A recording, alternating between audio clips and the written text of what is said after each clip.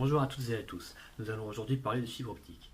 Ainsi, dans un premier temps, nous allons aborder l'histoire de la fibre optique, puis dans un deuxième temps, la structure de la fibre optique avec Martin, et dans un troisième temps, les différents types de fibre optique qui existent à travers le monde aujourd'hui avec Maxime. Ainsi, il faut savoir qu'une fibre optique est un milieu transparent conduisant la lumière d'un point A à un point B.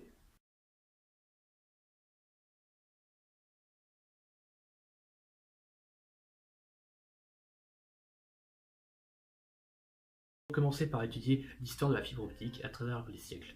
Tout d'abord, il faut savoir que les premiers à avoir compris les propriétés de courbure de la lumière à travers par exemple le verre furent les Grecs anciens au 6e siècle avant Jésus-Christ. Ils s'en servaient en effet pour enluminer leur création. Cette idée d'utilisation décorative de la fibre optique pour enluminer des œuvres en verre fut reprise plus tard par les Italiens durant la Renaissance pour la création de leurs millefiori.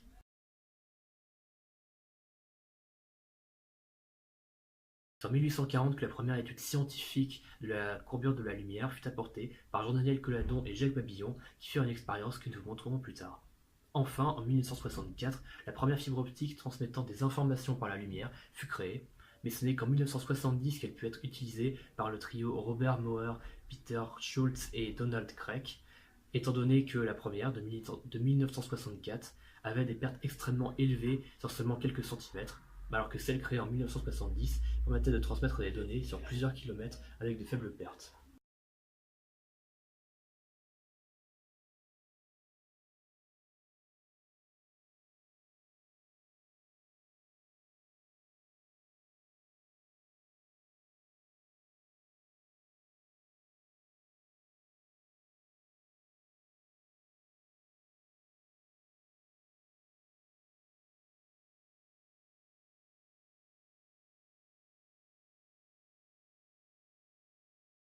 Une fibre à saut d'indice est composée d'un cœur dont l'indice de réfraction est constant. Celui-ci est entouré d'une gaine dont l'indice de réfraction est inférieur à celui du cœur. Quand un rayon se propageant dans la fibre parvient à l'interface entre la gaine et le cœur, celui-ci peut être soit réfléchi, soit réfracté.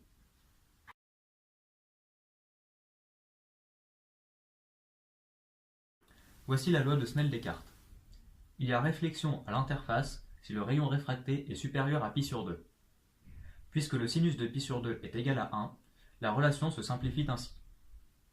Finalement, on obtient que le rayon incident doit être supérieur à l'arc sinus du rapport des indices de réfraction. Si cette condition est vérifiée, alors le rayon lumineux se propage par réflexion successive dans le cœur de la fibre.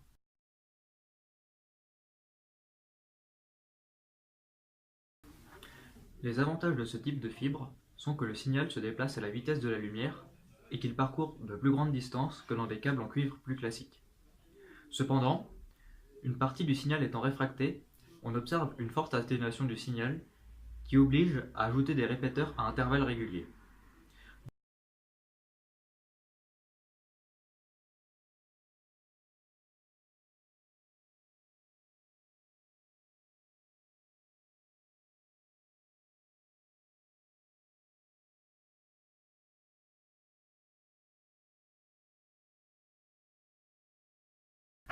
Nous avons donc voulu reproduire l'expérience de Jean-Daniel Colladon et Jacques Babinet, avec à la place d'une urne une bouteille d'eau versée dans la moitié inférieure, et un laser qui permettait de traverser la bouteille et de suivre le flux d'eau sortant de la bouteille.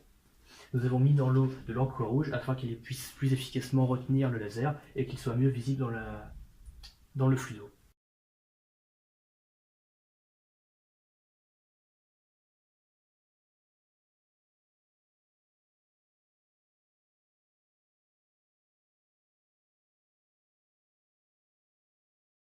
Dans une fibre à gradient d'indice, l'indice de réfraction du cœur n'est pas constant.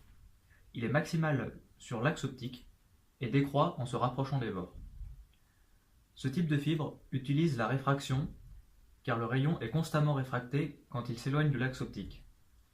On obtient ainsi des trajectoires courbes.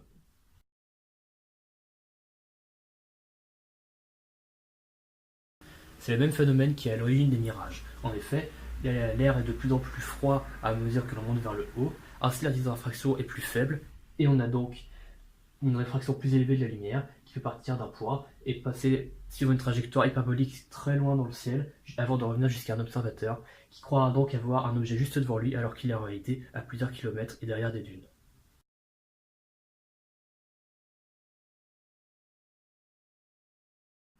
Le signal est moins atténué car peu de rayons dépassent l'angle limite du fait de la trajectoire courbe.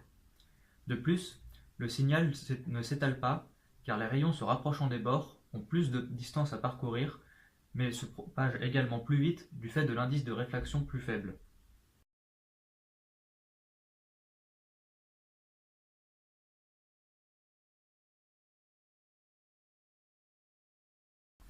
Aujourd'hui, la fibre optique est utilisée dans les télécommunications, notamment dans le transport de données sur des longues distances.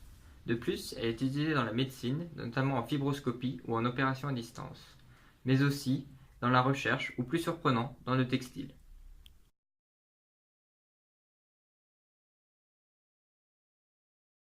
En tant qu'ingénieur en télécommunications, il est important de connaître la différence entre les fibres multimodes et monomodes. Les fibres multimodes sont utilisées pour des courtes distances alors que les fibres monomodes sont utilisées pour des longues distances. Dans les fibres monomodes, le signal est émis par une diode laser, ce qui permet de guider le signal lumineux au cœur de la fibre. Ce guidage permet de limiter les réflexions et les réfractions et assurer un meilleur débit sur de longues distances. Dans les fibres multimodes, le signal est émis par une diode, ce qui induit un signal dispersé avec de nombreuses réflexions et réfractions. Le débit est donc moins bon et ce type de fibre est donc utilisé sur de plus courtes distances.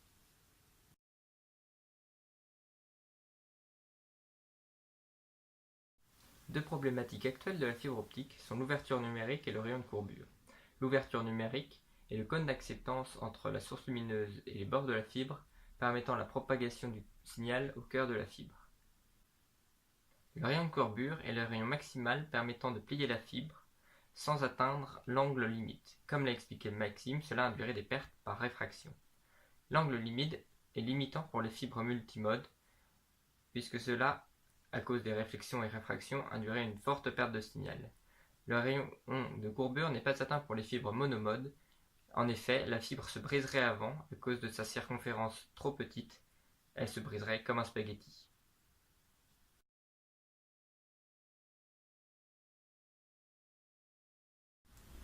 Classiquement, une donnée suit ce chemin. Elle part d'un ordinateur 1 en un signal électrique qui est transmis à la box, qui ensuite convertit ce signal à l'aide d'une diode en signal lumineux binaire, type jour-nuit, jour-nuit. Le signal est ensuite envoyé à une fibre multimode pour les courtes distances inférieures à 5 km et une fibre monomode pour les distances supérieures à 5 km. On peut aussi répéter le signal à l'aide d'un répétiteur, comme l'a dit Maxime, afin d'éviter l'atténuation.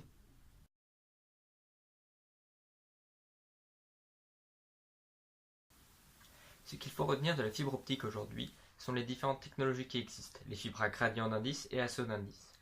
Il faut aussi retenir les différents types de fibres optiques qu'il existe, tels que les fibres multimodes pour les courtes distances et les fibres monomodes principalement utilisées pour les longues distances.